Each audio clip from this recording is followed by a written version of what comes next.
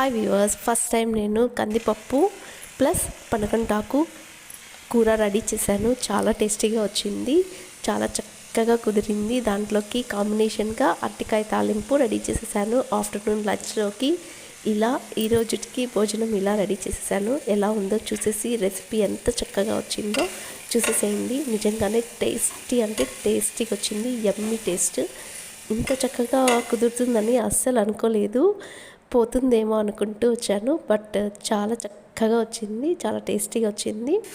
దాంట్లో కొంచెం ఫస్ట్ దోసకాయ పచ్చడి ఉంది, ఆ పచ్చడితోటి వేసేసుకొని నెక్స్ట్ పప్పు, నెక్స్ట్ అండ్ అరటికాయ కాంబినేషన్ తోటి ఇవాళ లంచ్ కంప్లీట్ అయిపోతుంది నాదైతే. మీరు కూడా హ్యాపీగా అందరూ చక్కగా భోంచేస్తారని అనుకుంటున్నాను. సో ఫస్ట్ మన రెసిపీ ఎలా రెడీ అయిపోయిందో చూసేద్దాం రండి. వచ్చేసింది కదా, రెడీ అయిపోయిందా, చక్కగా ఉందా చూసేసేయండి. చాలా చక్కగా వచ్చేసింది. So let's have it.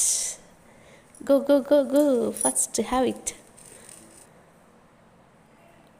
చూడండి, అలా ముద్ద కలుపుకొని అలా నోట్లో పెట్టుకొని తినేస్తే ఎంత టేస్టీగా ఉంటుందంటే, పప్పులోకి కొంచెం నెయ్యి వేసుకుంటే కూడా సూపర్ ఉంటుంది. బట్ ఇప్పుడుండే సీజన్లో నెయ్యి తినడం కష్టము, కాఫ్ కోల్డ్ ఎక్కువైపోతుంది. అసలే వాయిస్ సరిగా రావట్లేదు. బాయ్.